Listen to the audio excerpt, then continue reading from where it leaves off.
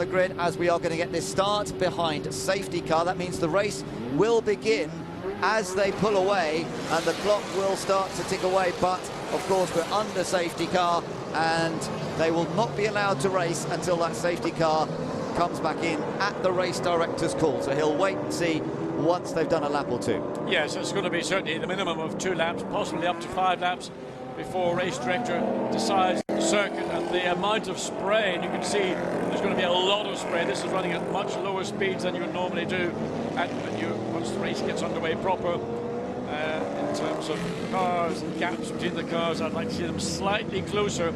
It's getting very spread out and they're only halfway around the opening lap.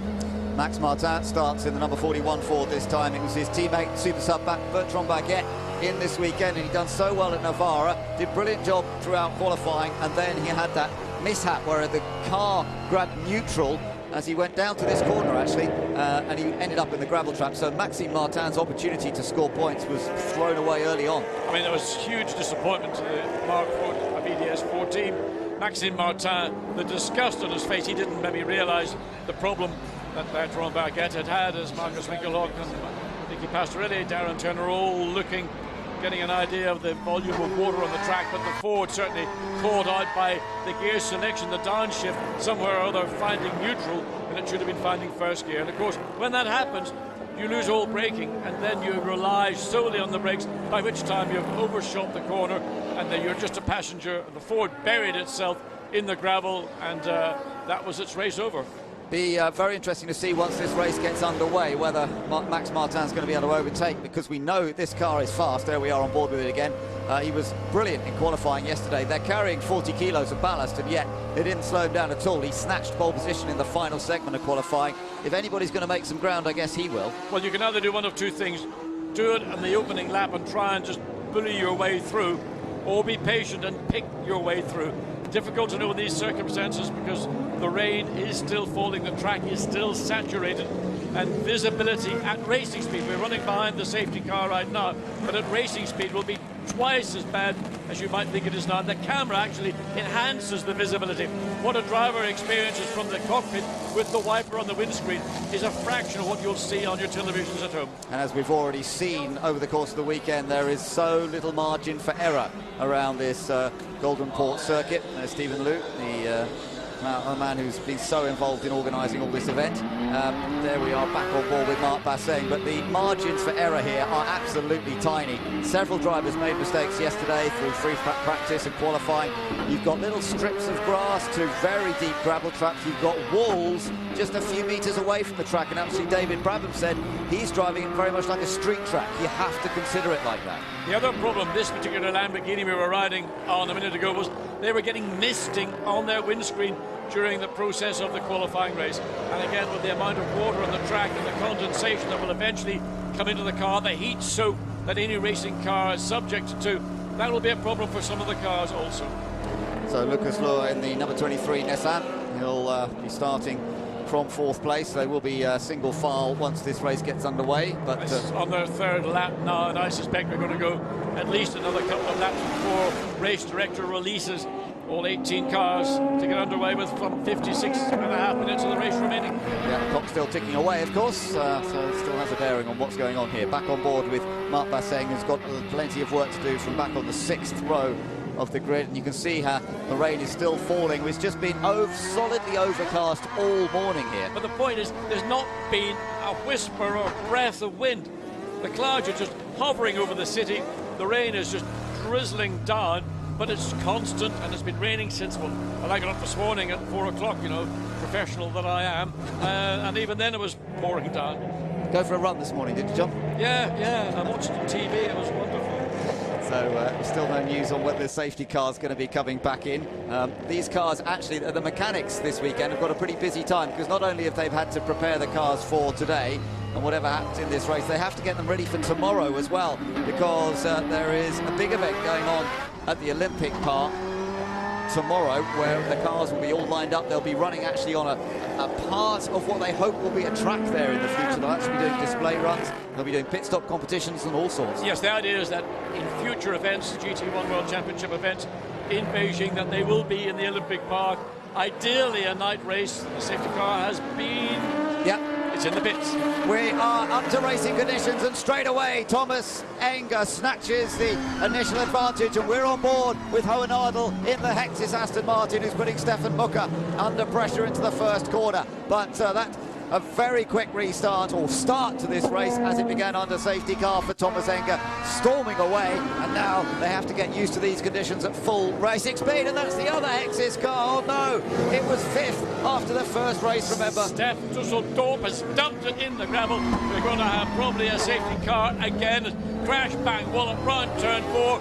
Ford GT making up ground. Can't see whether that's the car of Maxime Martin or is it the... We're on board with Max, yeah. We're on board with Max, the other car up ahead. And he's making contact there with the number 47 car, Manuel Lau, in the other Lamborghini Murcielago. This new colours of the cars that have come in since Ordos, and of course Max Martin, the safety car. Yeah, there's got to be the point, because look, the visibility is zero. They've got to get that car removed to safety. Steph Dusseldorp, who's really, we've been singing his praise, and a Lamborghini. That is Basseng's car. Oh, this is disaster for the championship contenders. Marc Basseng is in the gravel. That's the end of his race as well, and surely that's the end of his championship hopes. Problems for Jonathan. Punted up the backside by the Ford number 9. So that car is going back into the pitch. Jonathan Hershey behind the wheel, shredding its bodywork all the way around the racetrack, through turns 11 and 12 and up to the pit lane entrance. Yeah, well, Jonathan Hershey started further up the grid than the Lamborghini, so if that was contact between them, I don't know, but Hershey started 6th on the grid. He was actually with Steph Dusseldorp, so I wonder if there might have been anything between those two. Certainly there has been contact, car on car. That bodywork damage is from direct contact. So, two championship situations here. Well, two cars off, and it's the Aston and the Lamborghini. Yeah. Now, did they come together? And there's that on the... I think they were separate. I think they were... That's into turn 1, I think, isn't it? So it is. That was right on the start of the race, but it's the big story there is Basseng out, second in the championship. This is a huge opportunity now for Lucas Luhr and Michael Krum. And in terms of points, what the other car we've got to keep an eye on now is the Andrea Piccini Christian Hohenadel car that's currently in third, because that now has a great opportunity of going into second. Now the on board, on board the Lamborghini coming down pit straight, on the left of pit straight. There's the visibility ahead of you. Where's the car, the Aston? Well, he got punted up the back, or he just locked up his rear brakes. He goes off and into the gravel, and we don't know whether that was the Aston that tapped him or that was incidental to the Aston. There was a Nissan behind him, I think, but whether that made contact with him or not, I don't know. But it definitely looked like he'd been hit as they went into the first corner. And as you've seen, these gravel tracks, just the car, I mean, they do their job perfectly well. They stop the car very quickly, but the car sinks completely into the gravel. There is absolutely no chance to get out again. Well, we're going to take a few minutes. There's bodywork from the Ford. We saw the number 9 Ford driving back to the pits. That's part of the front of that car. Anybody picks it up, they've got a nice souvenir of the weekend. But it's going to take, I'm sure, 10 minutes to get the track cleared, because you've got two cars off at turn 1, and goodness knows what else is around the track that's going to be cleared up. The bodywork, particularly from the number 9 Hershey Ford GT. So let's just run through where they all stand at the moment. Thomas Enger leads from Stefan Mucker and Christian Hohenadel as they finished the first race earlier on. You're riding with Hohenadel here. Lucas Luhr is in 4th place. Michael Rossi in the Corvette is in 5th place. 6th place then for Nicky Katzberg in the number 20 Nissan. So he made up a bit of ground there at the start, Nick Katzberg. Behind him in 7th, Henrici in his Ford. And then Lauk in the number 47 Lamborghini. Martin in the number 41 Ford. So Max Martin making up a bit of ground there from his qualifying position. And then in 10th place is Jamie Campbell-Walter in the number 21 Nissan. Behind him is Leclerc. Westbrook is down in 12th. Schwager is 13th. Hopin Tung is in 14th place. But for Hexis, they've lost one car already. What do they think about that? Let's hear from them. Philippe, unfortunately the race is over again for Steph. Do you know what happened? We don't know what happened, but when you start on the safety car, normally it's quite clean. So I don't know for the moment what happened. But, I expect another stupid mistake for one driver. We'll see. I think across for the other car. Try to keep the points and to stay on, keep the lead of the championship. Thank you. Yeah, he's focused on the other car now. And what the championship he's particularly talking about is the team's championship. They're only 2 points behind the JRM Nissan team now coming into this race. Good opportunity to perhaps beat them, but they're down to 1 car to do it. Whereas JRM both got both their cars still running. They've got Lucas Luhr in 4th place, but further back is Westbrook. And Westbrook in the pits, John. Richard Westbrook in the pits. So there's been some, well, there's a lot of steam, and I mean that's the steam off the brakes. No doubt, water getting off the brakes. So they're making a front tire pit stop change. Now, what the problem was, they decided to do so. They've come in. Richard Westbrook will now return to the circuit, but he'll be at the very back of the chain. It's surprising to see that. Another look at the start. Now, let's see what we can see through the spray. It's not going to be easy to pick this out in the spray, but we'll have a go at it.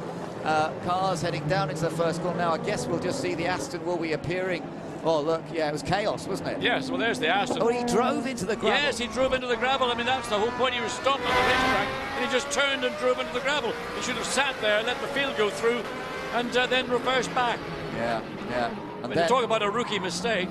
There was the tap. I still can't see which car it was. No, one of the Sumo Power Nissans was behind him, but let's see how it looked from Max Martin's point of view. He went to the inside, which was pretty sensible, and stayed out of trouble. That was that Westbrook on the outside in trouble there? Certainly one of the Nissans slowing down. And look at the Ford had already been damaged. Yeah, so was the Ford involved? Because the damage on the Ford clearly was at the front of the car. Yeah, that's right. We saw a lot of damage on that car, didn't we? The number 9, Jonathan Hershey Ford, which is out of this race already, I think, with all that damage. The back there is the Christopher Brook, Jonathan Kennard, number 48 Lamborghini. That's still running after its engine change earlier on. But, well, real dramas as the race got underway. They started under safety car, which was the correct thing to do, but they still got themselves into trouble on the run down into that first corner. On board here with Christian Hohenadel, we've got Aston Martins running 1, 2, 3, with Nissan 4, Corvette 5, then Nissan 6, and Ford in 7th place. Just to remind you that Max Martin, who put the car on pole, car went out in the first race, thanks to a problem when Bertrand Baguette was down changing for the hairpin. They started in 14th, but Martin, starting 14th, has gone up to 9th. He's in a good position here. So, we gather that the problem for Westbrook was a puncture picking up debris from that yellow Ford. Well, that's been carbon fibre shrouds are just, you know, like a scalpel through a rubber tyre, and just happened to catch the wrong bit of carbon fibre at the wrong angle, and that'll be a disappointment for Richard Westbrook and for Peter Drumbrecht. He'll take over the car from Richard. About 47 minutes remaining in this race. The pit lane will be opening in 12 minutes. We've only had 7 laps of this race, of which about 1 and a bit have been actual proper racing laps. Yeah, that's right. So these guys just got to keep their focus at the moment, concentrate on what's happening up front, getting communication from the team as well, try and understand when this race might get underway once again. They'll be quite relieved in a way, I suppose, though, because they're not having to race hard in these conditions just yet. So Enger leads from Booker and Hohenadel, and Lucas Luhr. Now, Lucas Luhr and Michael Krum have a big opportunity here to go into Argentina with a good, comfortable championship lead. They're not going to wrap it up here, but they could go into Argentina with a comfortable lead. They don't need any heroics. What they need is a solid finish. They just need to keep out of trouble. They need a good pit stop, and they just need to not force issues, not put themselves into danger by trying to be courageous and making a bold move down the inside or around the outside. Must also be aware of the traffic behind, because Michael Rossi in the Corvette and another yes, it's not been a Lamborghini fortnight, I tell you. Oh, it's been horrible for Lang Lenkel this weekend in particular, hasn't it? Because we've seen their other car in the gravel, their championship contending car, and this car, which has won races this year now. And that's, look, is there smoke coming from the engine compartment? Yeah, certainly there's steam coming. That's a car that, you know, has been troubled as well as the 38 car. Nicky Pastorelli, well, he's absolutely gutted. And no doubt Dominic Schweiger. Well, time to get out of the overalls, boys, and I don't know what they're going to do. Probably go and have a cup of tea. Look, Winkelhock's already out of his overalls. Absolutely. I mean, got changed. Talk about. I mean, I don't know what it is with the Lamborghinis here inside. Well, Dominic Schweiger is not very happy indeed, trying to get the marshals to assist in moving the car to the back behind the barrier. That is one of the safety parts around the racetrack. There's an opening in the barriers. The green and white paint indicates there's an opening for the cars to be pushed behind for safety. Yeah, so the drivers have talked about that in driver's briefing, and he's been very sensible to stop the car where they can get it out of the way, but he needs a bit of help to do it because it's a big heavy car, and I'm not sure that two guys and Dominic are actually going to be able to shift it, are they? That's going to be hard work. Well, it's in a difficult position. The angle that they've got to get the car in from, they can't push the car out onto the track to get a straight push back behind the barriers. And of course the marshals are reluctant to walk out of the circuit when there are cars coming past, even though they're running much slower behind the safety car. They've got it moving. That's good. Well done, guys. That's a good performance, and well done to Dominic for stopping it in an area where it can be pushed out of the way and not cause too much of a delay. That's the other car, that's the other Al Inkle car, which has been towed out of the gravel just to the right of shot there. They've got it out of the gravel trap, but they've still got to move it to a place of absolute safety. Yep, they've got to remove the Aston as well. Yeah, or maybe right. It's been moved by now. Yeah, the Hexis car might be out. We can't see from our commentary position quite down into that first corner, but hopefully they've got that car out fairly quickly. It's great. It's a great opportunity for race fans here in China to see these GT1 cars in action. It's a pity that the rain has come down today. It was a beautiful day yesterday, bright blue sky. It was the best day of the week, and yet today, unfortunately, we've had heavy rain since that early hour of this morning, and it's just saturated the circuit. I have to say, though, the drainage is not bad. There's not too much standing water. No, in fact, the actual racetrack surface is a very grippy racetrack surface, but there are a couple of little places, and there we see the 38 now. What are they trying to do with this? Quite sure what they're doing here. Let's go and hear from the man who should have been in this car later, Marcus Winkelhock. Marcus, unfortunately, it really hasn't been the team's weekend. Number 38 out and now number 37. Yeah, unfortunately. I think China was not our country. The luck was not really with us the last 2 weeks. I think Mark got pushed out by another car. I don't know which driver or which car it was. As I heard, Schwager had a problem with the gearbox, so we lost so many points this weekend. It's a shame. It's just a shame. Thank you. Yeah, it's been a horrible couple of weekends for them. They'll be glad the Chinese adventure's over, but it means that they'll, depending on what happens to Lucas Luhr and Michael Krum in this race, they're going to be a very long shot to win the title now.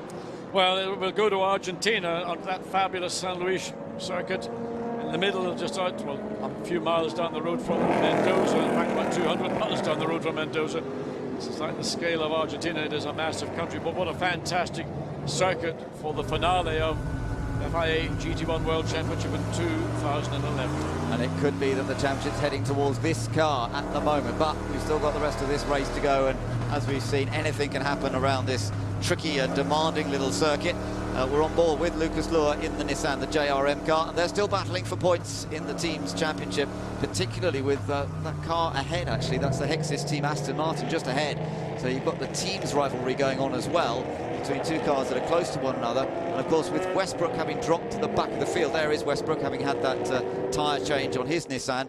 He may well not be able to score points. It effectively means one car left for each of those camps to score points as the team's battle continues. And I think that's going to be very tight, particularly with young driver looking at potentially getting a 1-2. We could have a three-way team battle for the team honours going into Argentina, which would make life very exciting.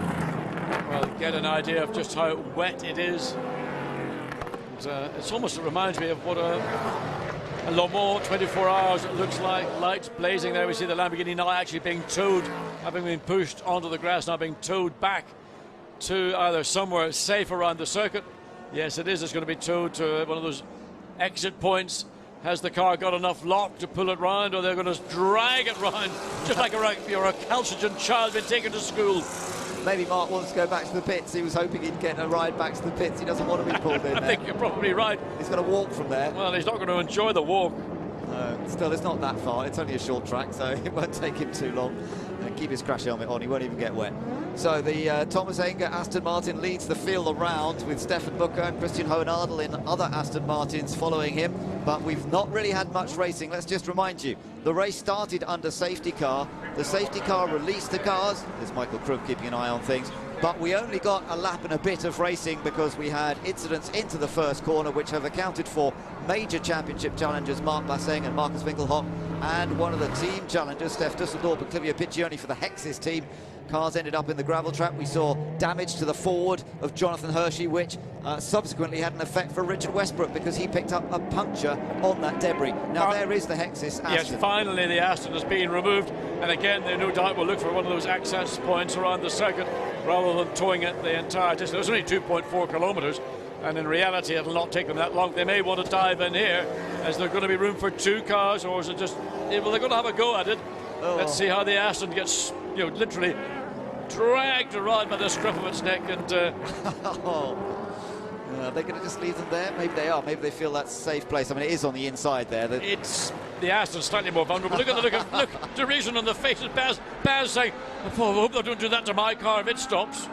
Bertrand Baguette on the left there. Bass, of course, is driver and team manager, so he's not impressed. I think he feels that perhaps those cars are still in a potentially being hit position, and that's the last thing they want. They've got enough problems. They've got to get these cars prepared for tomorrow's event at the Olympic Park, and then the cars have got to be shipped from here to Argentina, obviously, so they don't need any more work than is absolutely necessary. Back on board with Hohen Ardel, still following safety car. He sits in 3rd place behind the 2 young driver Astons. And we're within 4 minutes and a few seconds of the pit lane actually being opened for tyre change and driver change. Yeah, that's how much we've done on the safety car. We've almost got to the pit window, so that's going to make life exciting. And of course, they're all, even if they get released over the next lap, they're still going to be very close. They're going to be very bunched up. They've had no opportunity to spread themselves out, and it means the pit lane could be remarkably busy. Well, I just wonder, someone like Richard Westbrook and Nissan, would they take the opportunity at the earliest moment to dive into the pits, get their driver change and tyre change done, although they've had 2 fresh tyres fitted to the front of that car, but they're currently running last. It might be their best shot at jumping up the field while everybody else may stay out that little bit longer to run deeper into the pit stop window 10-minute period. Yeah, that's absolutely right. They may well use that strategy. We'll have to wait and see. Peter Dunbrack, I'm sure, will be getting ready just in case. Lovely to see some young fans of the future of GT1 racing here today. It does seem as though it's been a bit of a family affair. Yeah, but can you imagine what children in Beijing must feel? They've never seen anything like this in their life. I mean, they get to see supercars throughout the city, and no doubt they blast up and down the main drag to and from Tiananmen Square. But to see and hear and feel the vibration of these cars must be an absolutely magical moment. Yeah, it must be amazing. They do make a glorious noise in all their different forms. These V8s and V12s all sound quite different, whether they're front-engined or mid-engined. And yeah, these spectators must be getting the sights and sounds of something that is very, very new to them. It's a great opportunity, and I think GT1 likely to be coming back to Beijing, not just next year, but hopefully for many years into the future. Drivers then are preparing for the driver changes, but let's wait and see. There's Alex Muller, who will take over from Thomas Enger in the lead car. Not that Thomas has really done much. They earned that through the qualifying race, and they've already done a lap of racing, and the rest of it has been behind safety car. So it's Aston Martin still on top as they finish the qualifying race. Great car, clearly, in the wet. Actually, I asked a couple of the guys earlier over lunchtime, talked to David Brabham, Nissan driver, but of course he's raced an Aston quite a lot in the past, and he said, yeah, always a great car in the wet conditions. He always found it a really nice car to drive. I don't understand why, because the Aston is fundamentally a high downforce but high-speed car, and in this type of racetrack, which has got low-speed corners and is effectively, there's not generating the downforce, nevertheless, the car, all 3 of them, filled out the podium in the qualifying race, all look brilliant. Yeah, fantastic. Darren Turner due to take over the 2nd placed car, being driven by Stefan Mucker at the moment as the clock ticks away. Darren, part of the Aston Martin setup for many years. In fact, he'll be driving an Aston Martin next weekend at the Goodwood Revival, a slightly older version, the DB4, I believe. He's, yeah, a lovely GT car from the late 50s, of course, synonymous with James Bond. And the safety car comes in. The race gets underway just before the pit window opens up. Thomas Enger leads the field as the race gets going once again, and we've got a challenge for 2nd place as Hohen Ardel comes down the outside but doesn't make it. And also a bit of a move from Katzberg in the super-powered Nissan. He was going in very wide, very easy to get on the grass, as we saw from Lucas Lohr in qualifying, but certainly Nicky Katzberg survived the moment, and we're there briefly on board with the 3rd place Aston, chased by Lucas Lohr in his Nissan, and then the Corvette, and then going through is Katzberg with Henrici as well. 2 Ford GTs trying to move around the outside. You got Henrici and in fact, Maxime Martin had made up one position, so he in fact is now in 8th place ahead of the Lamborghini of Lauenberger. Yeah, that's a good spot. He's one of the few to have gained a place on this restart, and that's going to be very, very useful to him coming into the pit stop window in just 30 seconds time. The Corvette just briefly moves out of line, but stays there, chased by Nicky Katzberg, then those two Fords, as you say, and now here's a chance for Henrici perhaps to ease out of the way and let Martin go through. I wonder if he will. There are no team orders as such, they're racing for themselves, but of course Max Martin still has an outside chance in the championship. I don't think even Henrici has got a clue where Maxime Martin has. The visibility forward's bad, the visibility rearward is negative, just there isn't any at all. Yeah, can't see anything, and that is Max Martin. He's going around the outside of Nicky Katzberg. My goodness, he's already done Henrici on that lap, and now he's trying to get past the Nissan. Max Martin, oh, he can't quite do it, but the Nissan is wide. Oh! And that's where Katzberg went off big time, but now down the inside, Maxime Martin gets the position from the Nissan. The Nissan runs round the outside. Familiar to see cars doing that in the rain. There's often more grip, but Maxime Martin is on a mission. And that mission is to make his way up to the back of Rossi in the Corvette. And how long will it take? We're now into the pit stop window, and then even the cars will have the option to make a pit stop at the end of this lap. Yeah, he is driving his heart out. Here is Max Martin, the winner last time out at Ordos, when Fred Makovicky was with him. But they've got to do something here because he needs those points desperately if he's going to have any chance at all going into the finale in Argentina. Max Martin using the Ford beautifully well here. It is suited to this track, there's no doubt about it. That mid-engine layout giving it great traction off the tight corners, and in comes the race leader. And Martin has got ahead of the Corvette. He did it into turn 13. He dived on the inside, just got a brief glimpse of him doing so, and he's now up into 5th place. So Thomas Enger's going to hand over to Alex Muller. Also in is Lucas Luhr to hand over to Michael Krum. Now, these guys had a very good pit stop earlier. Henrici, I believe, is in as well. Yeah, Henrici's in, so's Leclerc. Jamie Campbell-Walter has also brought the Nissan in his car number 21 car. So now the race lead being held by Stefan Mucker. This car is now second of Christian Hohenadel. Young driver going to work, changing the wet. Sober, they haven't had a chance to get on the slicks under race conditions here today. Michael Krum is on board the Nissan. Can they jump the Aston Martin? Well, let's see. No, they can. Good stop from the young driver Aston Martin, but they now get Michael Krum out behind what was the leading car. Yeah, and I think, if anything, the Nissan probably did gain a little bit because they were further back than that before they came into the pits, so it might not have been the fastest stop for the young driver team, but they have got the Aston on its way. Now, are we going to see these guys coming into the pits? Look at Max Martin. He's now up to 3rd place in the Ford GT. He is on an absolute charge. Stunning stuff, this. And Stefan Mucker comes in, but Hohenadel stays out, and Max Martin, I think, stays out as well. And Rossi comes into the Corvette. So we're seeing now what was 3rd place Aston lead the race, what was way back in the grid, Maxime Martin in 2nd place. Amazing. Maxime Martin started 14th. Now then, Stefan Mucker gets out. Darren Turner jumps aboard his Aston Martin as the Corvette in the background also going through the driver change as Nico Verdonk takes over from Michael Rossi. So where will they come out in respect to the Aston Martin now being driven by Alex Muller, and of course in respect also to the Nissan? Turner gets it away well. Yes, no stalling from Darren Turner. He gets the car down the pit lane. We have to wait and see as this car makes a long, tortuous exit out of the pit lane. Can he get it out? Waiting to see those 2 lead cars come through. That's the Krum car. 2nd, he's dropped ground. He's dropped ground to Darren Turner. Yeah, but Alex Muller here he comes now. Remember, Darren Turner is joining in from the pit. Now, Darren Turner's going to come out ahead, though it's a reversal of what happened in the first race, and Darren Turner has got out ahead of Alex Muller. So all change on the pit stops, and it was, we thought the young driver stop for Enger Muller was a bit slower, and it does look as though that was the case. Well, one might say it's poetic justice because they ought to have won the qualifying race, but the mistake by Stefan Mucker in the pit lane caused them to finish 2nd. Now Darren Turner being chased by Alex Muller, who did a stunning job in the Aston. He at one moment a massive tank slapper early in the race, recovered from that. But now Darren Turner getting familiar with the racetrack. He hasn't been on it since quite a long time now.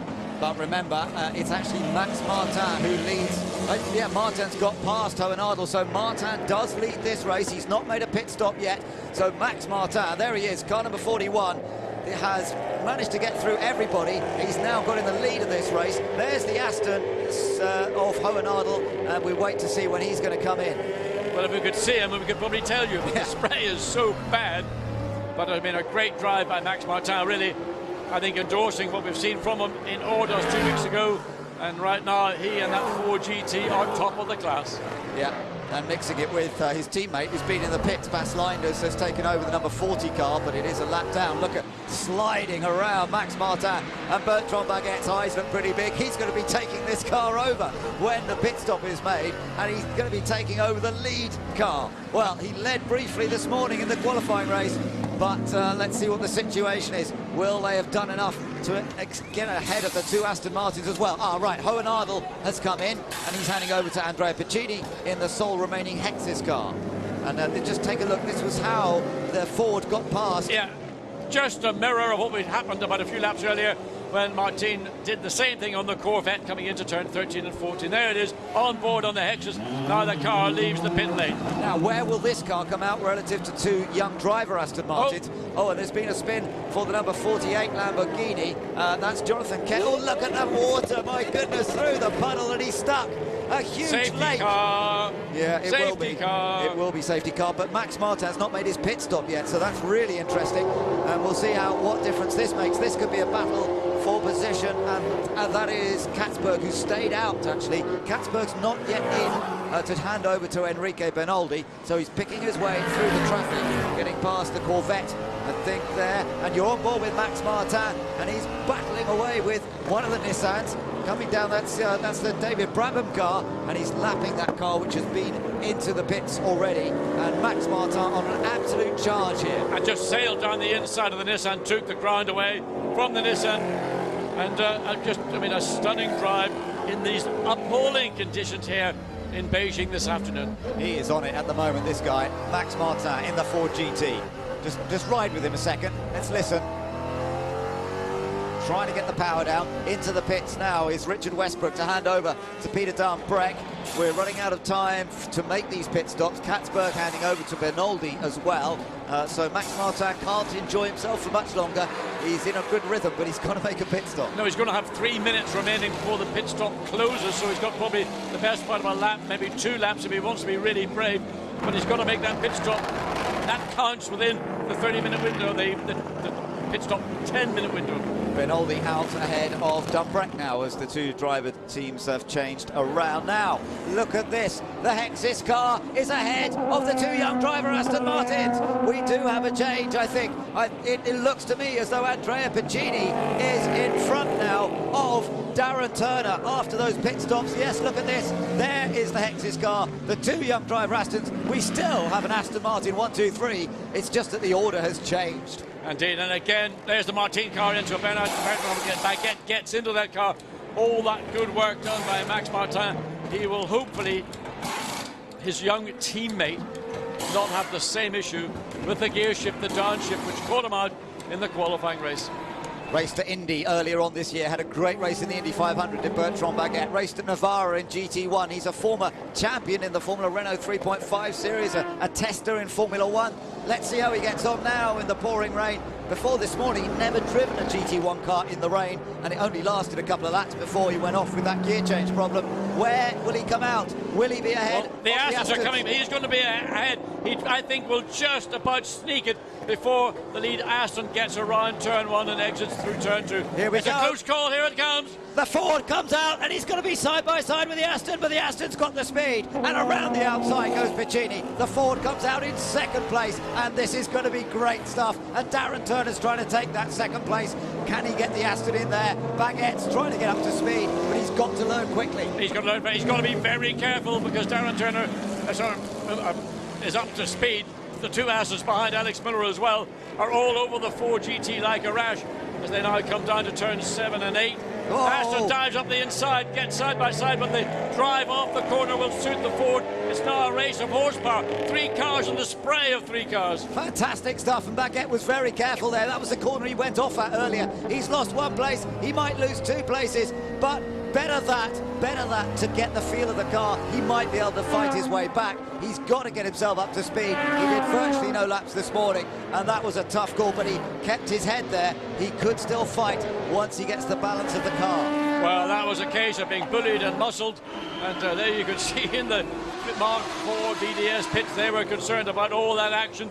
And Bernard Baguette, he's dropped back now into 4th place behind the lead 3 Astons, who are now going at it. The 2 young driver Astons behind the Hexus Aston, which is just absolutely Andrea Puccini comfortably, what, half a second ahead? And keep an eye on behind that Ford, John. It's Michael Krum in the Nissan. We saw how quick he was this morning in the wet. Yeah, there's that Jonathan Kennard guy. I thought they would try to put, there's another one of the Fords. Was that the same? I think that was number 10. That was the Leclerc Clary car. That's right. It's Clary off again, I think, unfortunately. But this is Michael Krum. Look how quickly he's caught the Ford here, the championship leader. And Michael Krum was stunning this morning in the wet. And he's showing tremendous pace. Bertrand Baguette can't get the power down. Here comes the Nissan. He's going to make the move up at the back of the straight. And Michael Krum moves up into 5th place. Yeah, an easy pass for Michael Krum. He got the power on earlier. He got it on harder. He got the drive up the inside once alongside the Ford. Nothing that Baguette could do. He was just simply out-positioned, outgunned up into turn 10. Well, keep an eye on Michael Krum. He's certainly lapping fast at the moment. I wonder if he can put any pressure on the Aston Martins up ahead. But this is working so well for him. But mind you, the race is being led by one of his rivals in terms of the Drivers' Championship, and that is Andrea Piccini. Now, Piccini and Hohen Ardel, who share the number 4 Aston Martin, coming into this race in 3rd place in the points, some 16 points behind Krum and Law. So Krum does really want to pick off at least one of those Astons now. Yeah, damage to the Baz Landers car. There again, contact with one of the two Nissans. I think it was 23. No, it was 21, David Brabham. David Brabham. So anyway, contact, and that's going to go round and around. And don't drive onto the grass. No, I think hopefully they've learned that one. They were told in the driver's briefing, make sure reverse gear. Well, look, take another look at this, side by side. Side by Basil Field, well, that was my corner. And this hand was right tight onto the right-hand side of the track. He probably wasn't clear to where, how far up there is the number 10. That's the Leclerc car beached in the gravel. And, well, 2 cars in slightly precarious positions. We wait to see whether that's going to change the circumstance of a safety car or not. Yeah, Jan Clary's had a miserable weekend. Really hasn't got on too well with the track or the conditions. But let's see, up front, leading Andrea Piccini in the Hexus Aston Martin, winner at the Sachsenring earlier on this year. So we see 2nd and 3rd place cars. Darren Turner is still holding on to 2nd. Alex Muller is in 3rd place, but 4th place and on a charge is Michael Krum. What was his last lap time? Well, it was 4/10 faster than the Aston Martins ahead of him. So Michael Krum, the wet weather specialist here at Golden Port, is definitely trying to close that gap. But remember, he is in effect in clear air. He's not having to defend, or he's not having to fight as these 2 young driver Astons. They've now separated a bit more than they were a couple of laps ago. So for Michael Krum, all he's got to do is focus on those cars ahead. And once he gets to the tail of the Muller car, then his life may become a little bit more difficult. On board with the race leader here, Andrea Piccini. Very, very cautious. Yeah. They were easy on the brakes, rolling the car into the corner, not standing the car on its nose, not causing twitches and nervous actions. As we look and see Corvette now trying to make a move up the inside. That's past Dumbrek. Well, that's Nico Verdonk. He's a brave guy, isn't he? And he's got up the inside there of Peter Dumbrek. Yeah, into turn 10. Got a good run out of 9 up the hill, got alongside the Nissan, and nothing very much Peter Dumbrek was able to do about it. No, just didn't have the grip or the traction. So Dumbrek's been pushed back down to 8th place. And Nico Verdonk has been very impressive in this car, certainly this weekend. Yeah, definitely. That was the end of the move once again. Just had the run. Peter Dumbrek wisely didn't challenge, hoped to maybe cut back one of the Fords running slowly. Yeah, now which one is that? Is that, oh, I think it might be Baguette's car. No, it's not, it's Linder still, that's right. So Baguette's still running in 5th place, but of course the car that was leading, Bertrand Baguette's car, when it was in the hands of Max Martin, not showing anything like the same pace as when Max was driving it. Mind you, of course, Max has been driving it all year, knows the car inside out. Baz Linder is getting out of the way of the race leaders there as they come through. Andrea Piccini with this 2.8 second advantage over Darren Turner in 2nd place, Alex Muller in 3rd, but bearing down on them, Michael Krum. He only gained 2/10 on the last lap, but each one counts, and there are still 21 minutes to go in this race as Hexus Racing are looking at potentially a victory and the lead in the Teams Championship. Those 25 points right now look very appealing indeed. It's still 20 minutes, 50 seconds to go. A lot can happen in those 20 minutes, so don't count any results until the flag falls. Piccini still 3/10 quicker than Darren Turner on that last lap, but quicker than all of them by a fraction was Michael Krum. So Krum it is who is bearing down on the Astons. Are Aston Martin really going to be able to hold on to a 1-2-3, or will Nissan spoil the party with Works Nissan driver Michael Krum, who's done so much with Nissan over the years in Japan and now showing what he can do properly on the world stage. He loves the wet conditions. He is such a smart guy when it comes to driving and getting the most out of a car, and you're riding on board with him. Let's just listen a little bit and watch him at work here.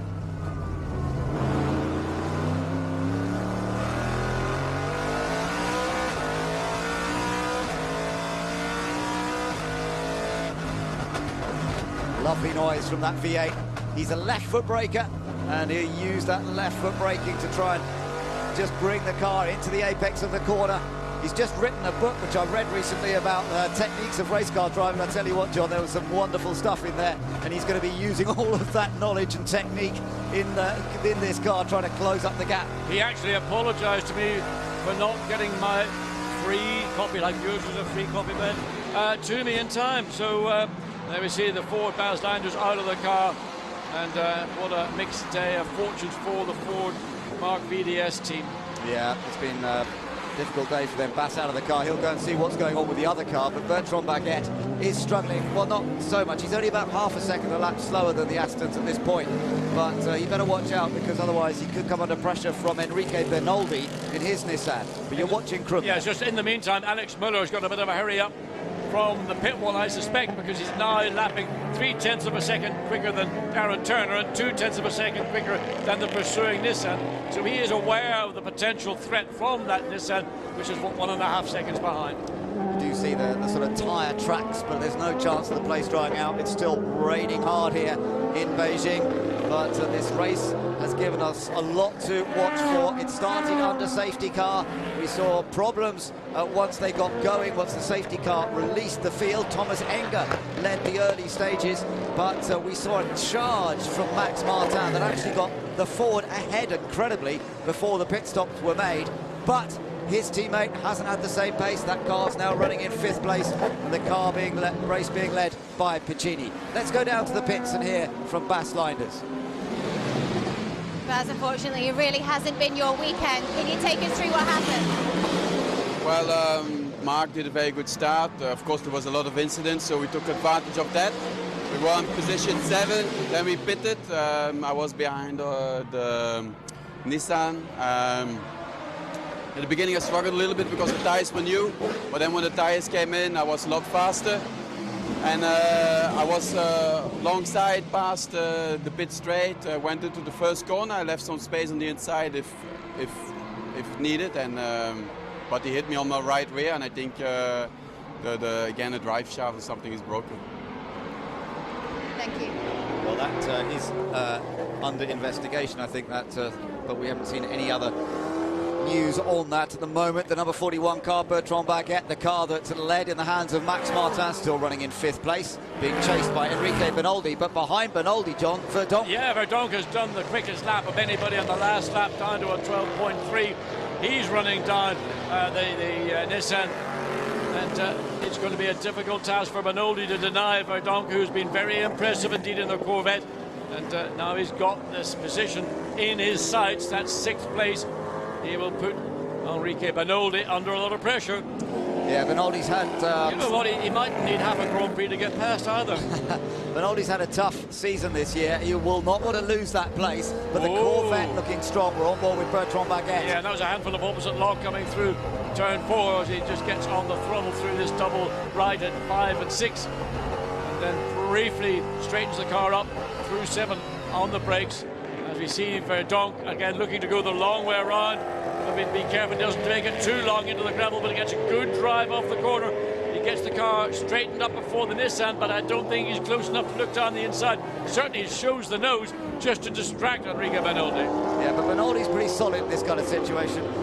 We'll see how he copes with it. These two are chasing after the Ford of Bertrand Baguette, although Baguette's getting progressively quicker now as he gets to grips with the car. Nicky Katzberg, teammate to Enrique Bernoldi, looking a little nervous. Is that Corvette going to get past his car? The way Nico Verdonk's driving it, it might well do, but it's not going to be at all easy to do so. And Verdonk impressing us. He didn't get much chance to show what he could do at Navarra because Mike Hazelman's had technical problems with the car, suffered a puncture in one of the races as well, so he didn't really get much running. But this weekend, Verdonk has been very strong indeed.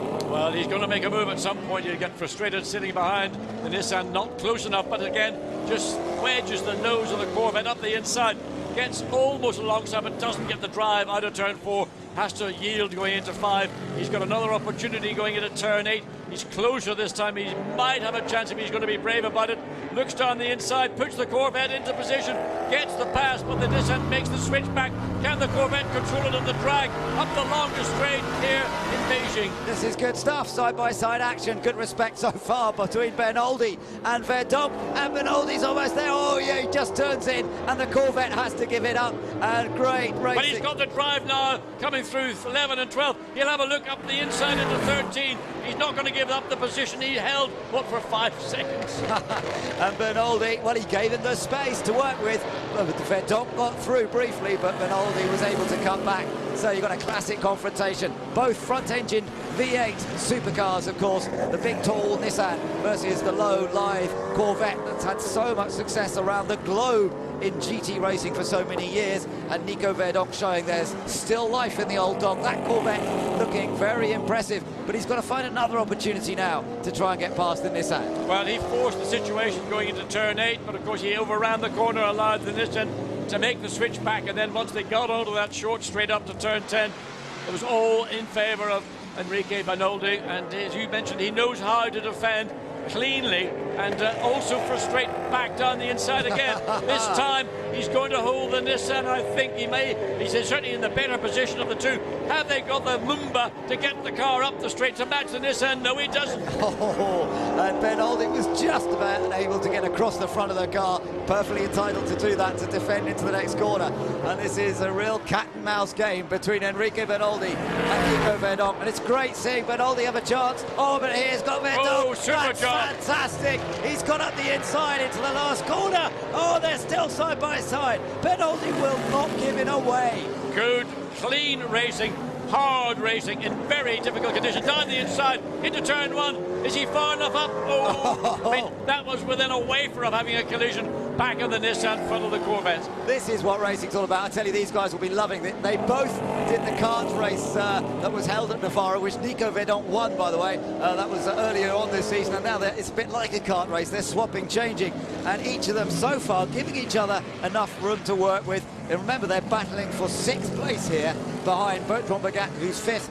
But up front is still Andrea Piccini leading in the Hexus Aston Martin now. This is the area where we've seen the moves made. He's not quite close enough this time. The problem is you go down the inside, you lose your momentum because the grip is less. You've got a tighter corner to make. The car, if it can maintain its arc around the outside, will get the drive. And with the power the Nissan has got, the torque it can just out-drag pretty much anything. So on board with Nico Verdonk as he tries to attack, tries to get past Enrique Bernoldi, and not only get past him, but make the move stick. By the way, those straps coming down from the roof, those are to pull the seat belts away when the drivers make their pit stop changes. They're retained by the straps. When the driver gets back in, then he can pull them. It's not some form of medieval torture. No, it looks a bit weird, doesn't it, with those straps. And he's wiping the window to try and see the mirror. He actually hasn't got anyone behind him at the moment, but he wants to have a quick glimpse in the mirror. So it's very hard to see anything. He's dealing with trying to get past the Nissan and concentrating on what else is around him. Under braking, Bernoldi's car just twitching, but they're so evenly matched, these two, and they're putting on a great show here in Beijing for us. All over 6th place, Bernoldi having probably his most fun race of the whole season.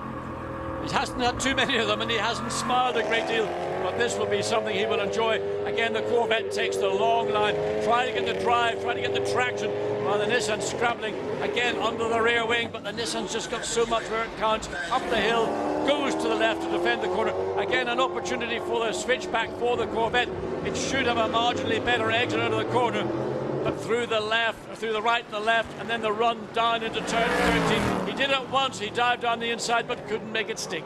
So again, Verdonk trying to get the nose of the Corvette tucked in the inside, but Enrique Bernoldi, so experienced, Formula One driver of great repute, of course, well, famously a great instant. Let's have a look at Nico Verdonk. He's got to the inside line this time. Yeah. Oh, good exit out of the previous corner. He did all that work coming into 13. He got the car in position.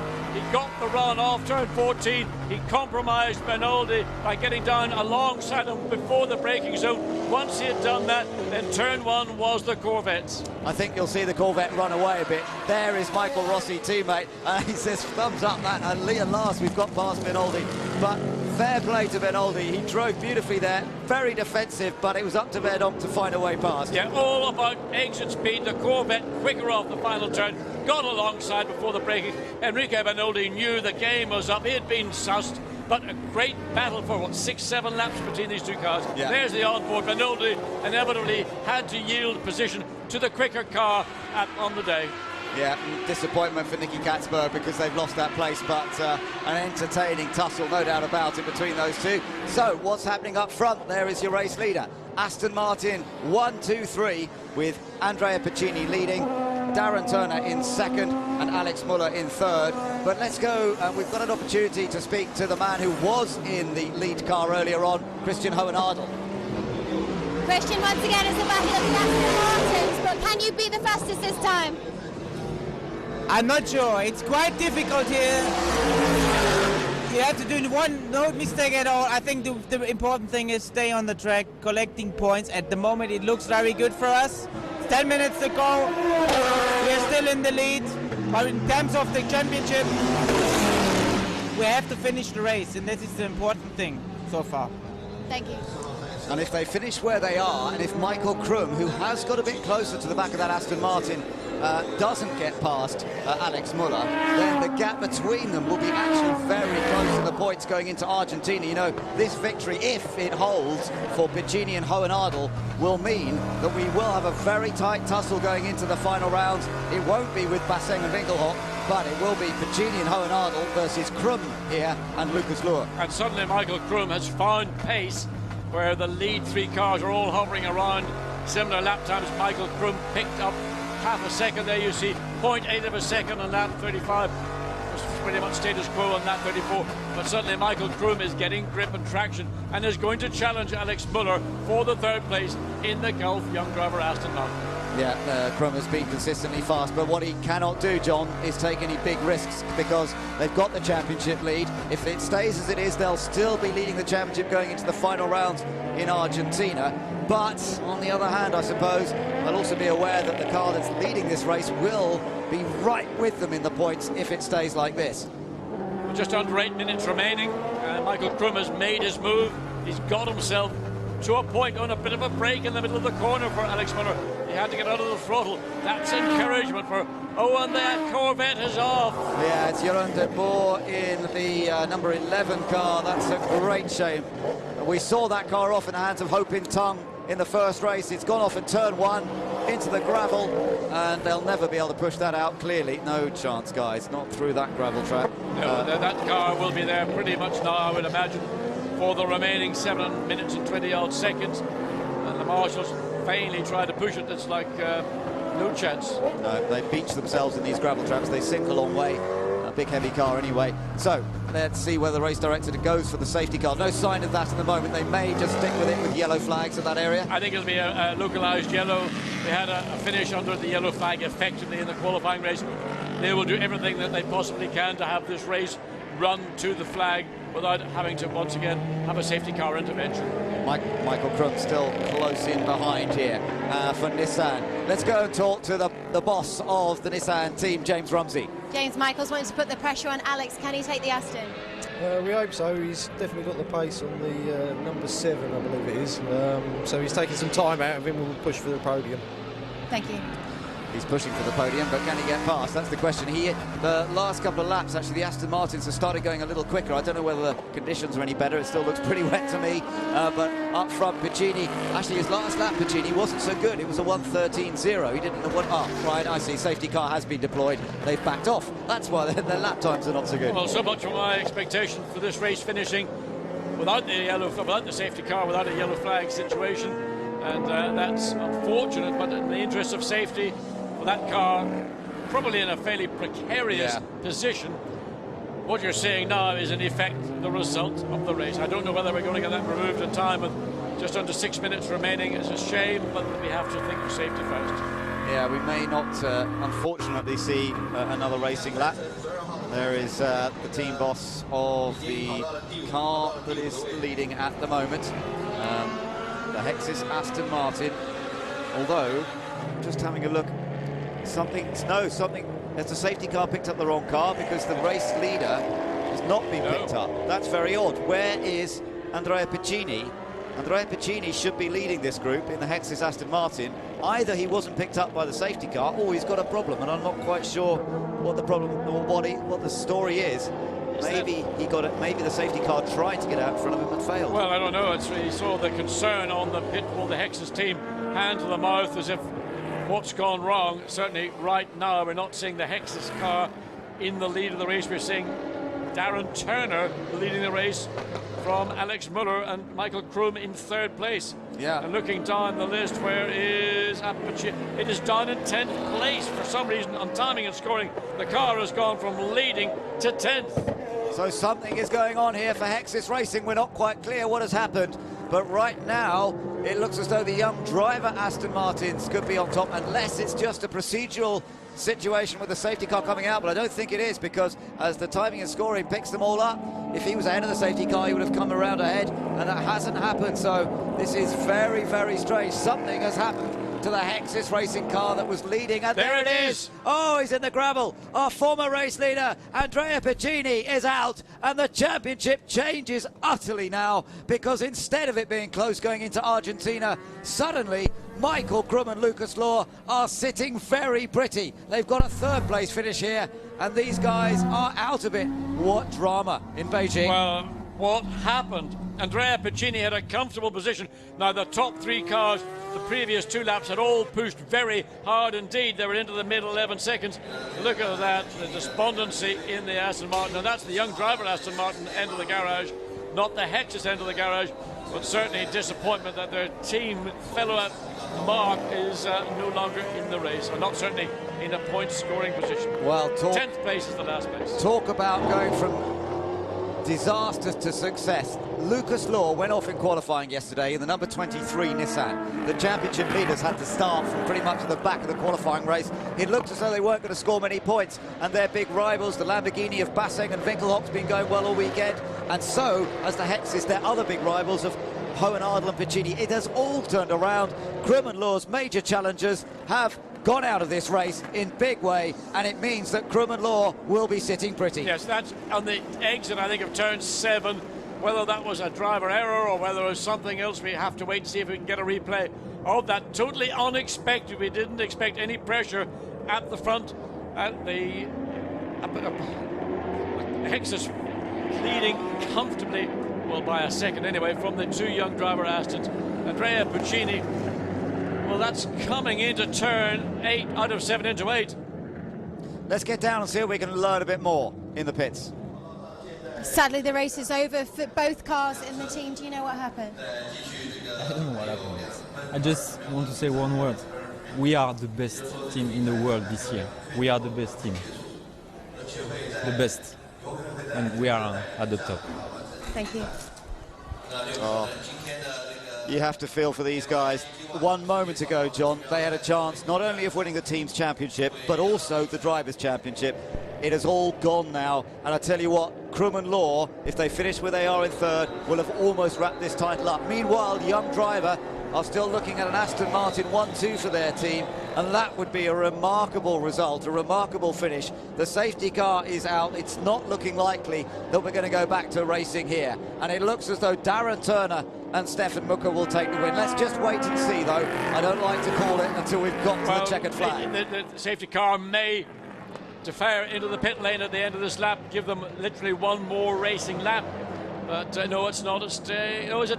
Staying out. Staying out, it is. Yeah, lights are still on, so I don't think we're going to see a restart. And this certainly has changed everything in the last few laps. We're on the last lap. Lost it coming through the exit of 6. My God, what went wrong there? I mean, we've not seen a car go off there at any point on the weekend.